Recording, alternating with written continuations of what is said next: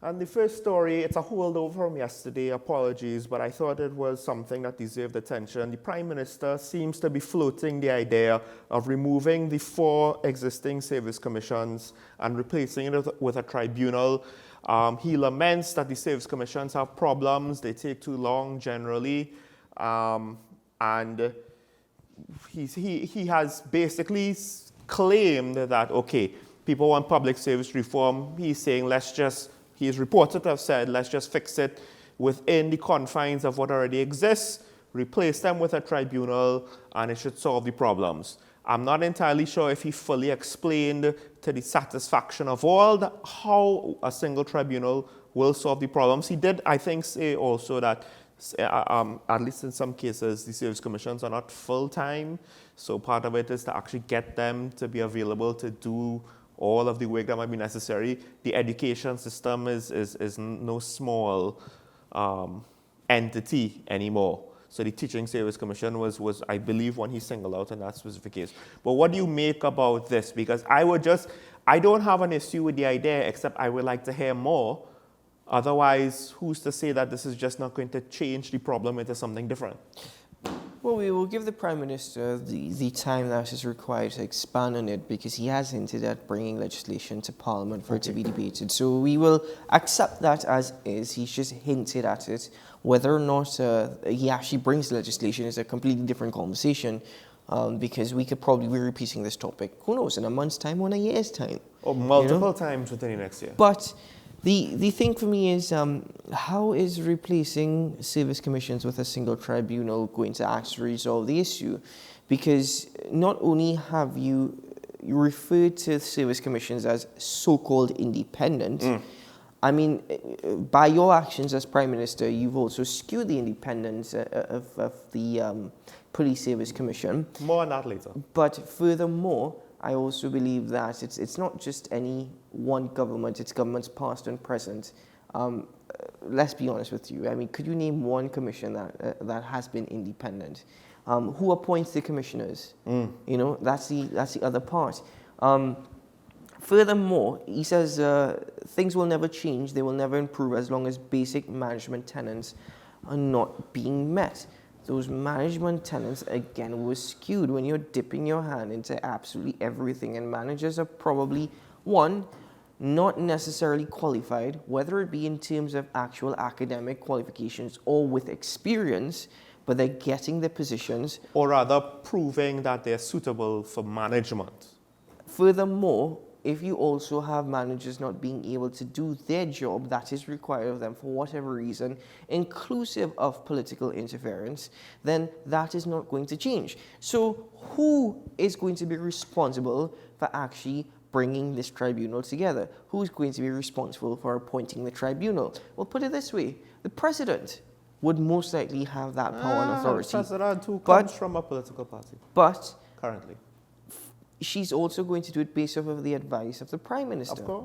You know, so honestly speaking, creating a single tribunal in order to deal with all matters within the public service, whilst trying to remove the Police Service Commission, the Judicial and Legal Services Commission, the Teaching Service Commission, the Public Service Commission, all of those things, you have to try and clean up. You have to try and clean up the mess. You have to try and clean up all the cobweb. But I can't see how this, at least based on what has been said thus far, is actually going to bear fruit. The problem is, it's implied in the statement, I don't think he says this directly, but the various entities will probably have authority over human resource management, and the tribunal is just to be the check and balance on, say, if WASA was firing people or whatever, right? Whoever the employer is. The thing is, we know that for all intents and purposes, all of these state entities, public entities, etc., ministries, what have you, they are not independent. They are, to some extent, loaded with political appointees, or nepotism has, fattened the ranks. A lot of people are just there to eat a food from favors. And to what extent now, where will you source your tribunal? Will the tribunal actually be able to be independent, or will it just be one way for the left arm to cover up what the right arm is doing as opposed to not knowing? But the flip side is this.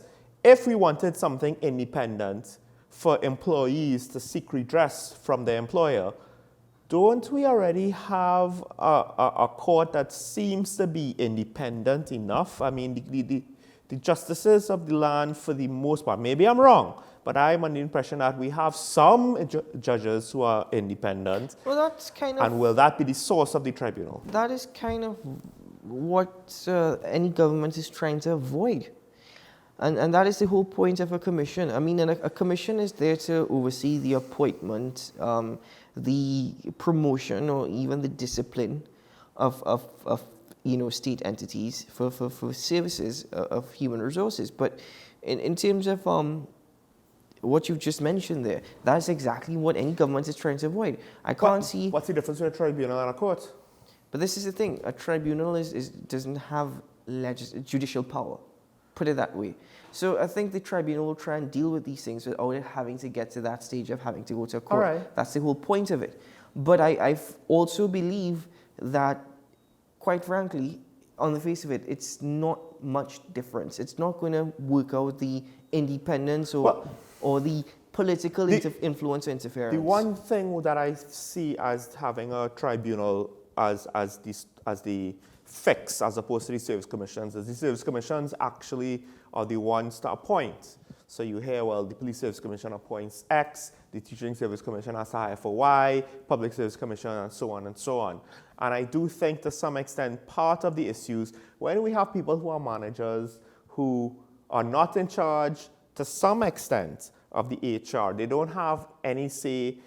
When you take certain aspects of management function out of an organization altogether, why are you surprised when they then have issues and inefficiencies and inadequacies and to some extent ineptitude and with regards to management systems, right? So to what extent now is the Public Service Commission properly able to plan out HR for all of these entities?